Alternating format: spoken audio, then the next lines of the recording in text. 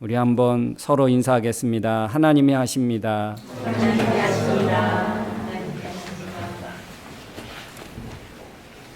우리 지난주에 포인트 말씀을 기억하십니까?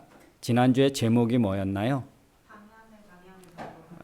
방향을 점검하라. 우리의 신앙의 방향, 우리 믿음의 삶의 여정, 이런 방향을 점검하십시오. 믿음의 기쁨을 잃어버렸습니다. 버렸다고 했습니다. 여러분, 왜 우리가 믿음의 그 여정을 가면서 하나님이 주신 그 기쁨을 자주 잃어버릴까?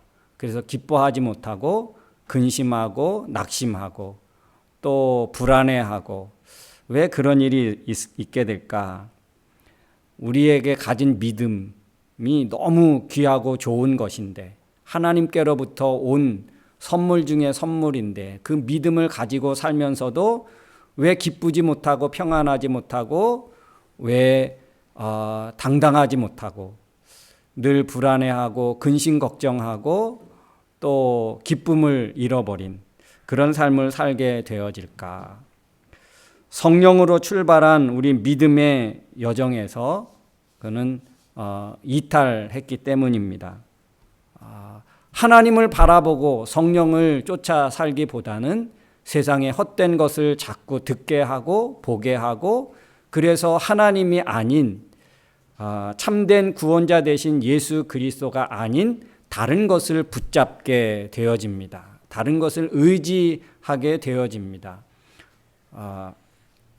그래서 우리 지난주에 본 것처럼 해와 달과 절기와 이런 세상에 하나님이 아닌 것들을 마치 신인 것처럼, 그것들이 우리의 인생을 좌우하는 것처럼 생각했기 때문입니다. 하나님 아닌 것들을 붙잡고 살아가면 결국에 우리에게는 기쁨과 평안을 잃어버릴 수밖에 없다. 왜냐하면 하나님 외에 다른 것들은 우리를 미혹하게 합니다. 거짓에 우리가 속게 되어집니다. 하나님의 자녀라면, 성도라면, 사랑하는 성도 여러분, 거짓 편에 서면 안 될 줄로 믿습니다. 하나님의 사람이라면, 하나님을 믿는 사람이라면 진실 편에 서야 되고 진리 편에 서야 할 줄로 믿습니다. 왜냐하면 그게 하나님의 마음이에요. 하나님은 거짓을 좋아하시는 분이 아니시지요. 하나님은 어떤 다른 사람을 속이고 사기치고 거짓말하고 그런 자의 편이 아니십니다. 하나님은 진실한 자의 편이시고 진리를 말하는 자의 편이 되어서 그분과 그런 사람과 함께 하시는 하나님이신 줄로 믿습니다. 그래서 내가 거룩하니 너희도 나와 같이 거룩해라. 하나님 그렇게 말씀하셨습니다. 그래서 여러분, 거짓에 속으면 우리는 모든 것을 잃게 됩니다. 거짓에 우리의 믿음이 흔들리고 우리의 마음의 중심이 흔들리면 하나님을 잃어버리게 되어집니다. 이 유대교도들의 어떤 영향으로 모세의 율법의 영향을 받고 모세의 율법이 강조되었습니다. 그래서 갈라디아 사람들은 어떻게 되었습니까? 그들은 혼돈에 빠지게 되었습니다. 믿음이 흔들리기 시작했습니다. 하나님의 자녀라는 그런 정체성마저 그들은 흔들리게 되었습니다. 믿음의 사람, 이 믿음의 사람은 과연 누구일까? 아브라함의 가정을 예를 들어서 오늘 말씀해 주고 있습니다. 오늘 말씀에 보면 이제 하갈이라는 여인과 사라라는 여인이 나옵니다. 창세기 21장을 배경으로 하고 있는데요. 왜 바울은 느닷없이 갈라디아 교회에 편지를 쓰면서 하갈이라는 여인과 사라라는 여인을 예를 들어서 비교하면서 말씀을 하고 있을까? 한 세 가지로 생각해 볼 수 있습니다. 첫 번째는 뭐냐면 누가 육신의 자녀이고 누가 약속의 자녀이냐? 이런 질문을 던지고 있다라고 볼 수 있습니다. 누가 하갈의 자녀고 누가 사라의 자녀인가? 당신은 어떤 여인의 자녀인가? 사랑하는 성도 여러분, 우리가 예수 그리스도를 믿는다면 누구의 자녀입니까? 우리는 약속의 자녀요, 사라를 통해서 주신 하나님의 자녀의 그 계보를 잇는 사람들인 줄로 믿습니다. 두 번째, 왜 하갈과 사라를 예를 들어서 오늘 편지를 쓰고 있느냐? 하나님이 영원한 생명을 주시기로 믿음의 사람들을 부르셨지요. 갈라디아서 1장 6절에 보니까 그리스도를 통하여 영원한 생명을 주시기로 했다라고, 그래서 우리를 부르셨다라고 분명히 성경은 기록하고 있습니다. 우리를 하나님의 영원한 생명을 주시기로 약속하고 계획하셔서 우리를 부르셨는데, 거짓된 것에 흔들리기 때문에 어떻게 됐습니까? 그 정체성이 무너지게 되고 흔들렸다는 것입니다. 우리는 하나님의 영원한 생명을 받을 자로 선택됐고 불러졌는데, 헛된 것에 귀를 기울이고 그것을 쫓아가다가 결국에 하나님의 영원한 생명을 잃어버리고 말 수 있다. 그래서 우리가 누구인가? 예수 그리스도를 통한 영원한 생명을 주시기로 하나님이 불러주신 그런 사람이다라고 하는 것을 잊지 말아라 하는 그런 의미도 담겨 있을 것입니다. 그리고 세 번째는 복음 외에, 복음은 누구입니까? 예수 그리스도. 복음 외에 다른 가르침을 따르면 멸망한다. 하갈과 하갈의 자식 이스마엘이 아브라함의 가정에서 쫓겨난 것처럼 복음 아닌 헛된 것을 쫓는 자, 헛된 가르침을 따르는 그런 사람은 결국에 하나님의 나라에서, 하나님의 자녀의 공동체에서 쫓겨날 수밖에 없다. 그러니 너희가 선택하라. 율법을 쫓으며 헛된 것을 하나님처럼 생각하고 그것에 인생이 끌려갈 것이냐, 아니면 복음으로 이 땅에 보내주신 예수 그리스도를 믿고 의지하며 영원한 생명을 소유하고 누리며 살아가는 자가 되게 되려느냐. 그것을 하나님이 도전하고 우리에게 말씀하고 있다라고 볼 수 있습니다. 그래서 그것들을 구체적으로 오늘 갈라디아서 4장 21절부터 31절까지의 내용을 우리가 말씀해 주고 있는데, 그렇습니다. 오늘 이 하갈이라는 여인은 아브라함에게 약속을 해 주셨죠. 내가 너에게 자녀를 주게 되고, 어떻게 됐냐면 우리 창세기 말씀을 한번 여러분이 읽어보시면 이삭을 아브라함에게 약속으로 줄 때 너 하늘을 봐라. 내 하늘에 보니까 밤하늘에 무수히 많은 별들이 떠 있는 거예요. 내 자손이 저와 같을 거야. 그러면서 하나님이 또 말씀하시기를 내 후손이 바다의 모래알과 같이 그렇게 많게 할 거야.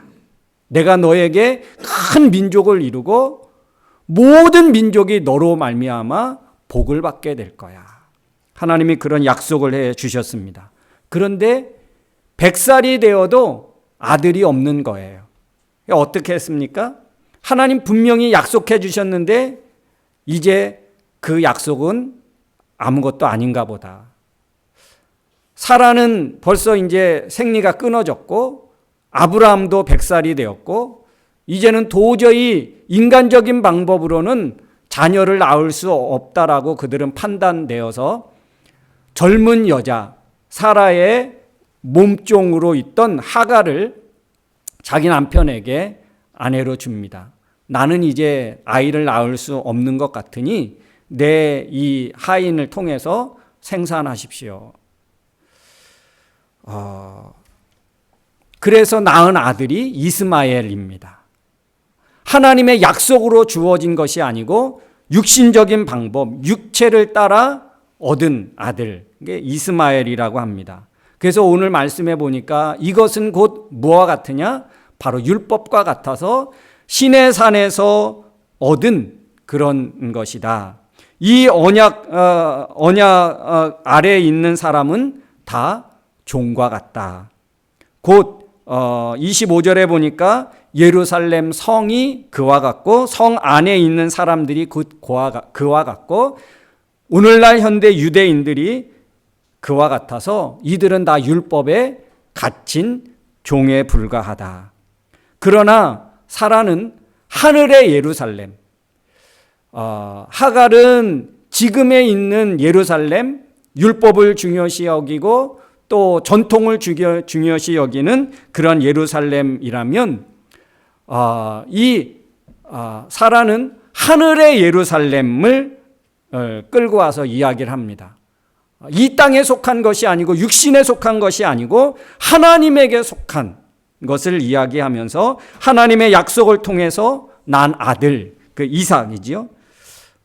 이 이스마엘과 이삭을 이제 대조시키죠. 하갈과 사라를 대조하면서 결국에 어떠냐? 똑같은 아버지는 똑같지만 사라와 하갈을 통해서 어떻게 해요? 아버지의 모든 재산을 상속받을 수 있는 자와 그렇지 않은 자로 구별합니다.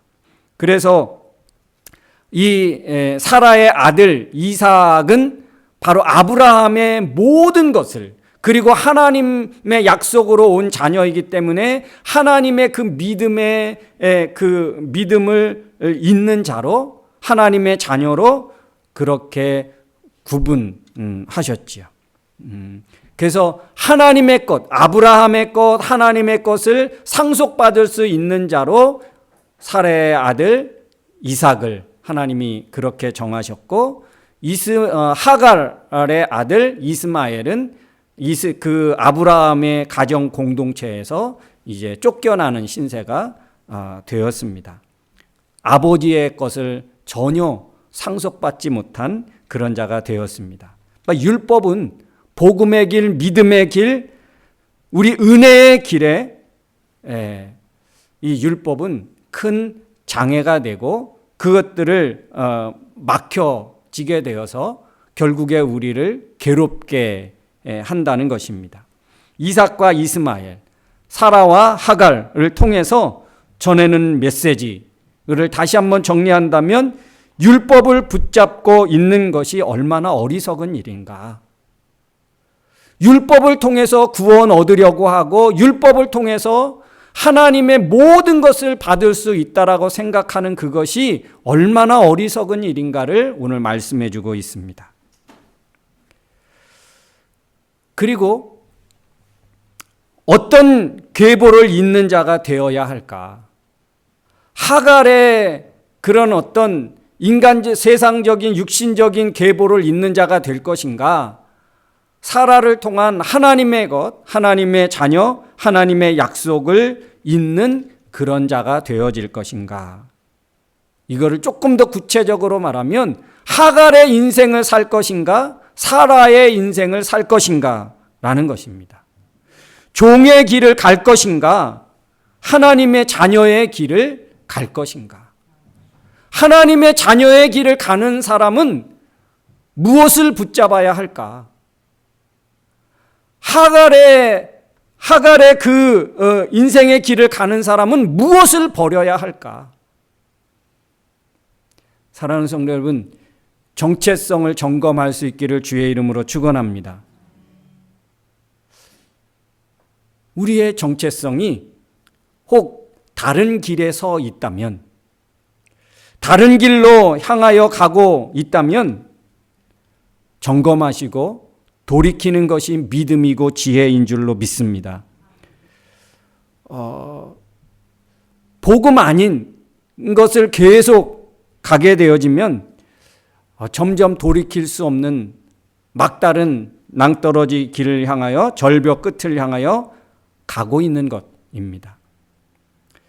여종의 자녀가 아니라 우리는 주인의 자녀요 자유하는 자의 자녀인 줄로 믿습니다. 이 사실을 기억할 수 있기를 주의 이름으로 축원합니다. 정체성을 회복하십시오.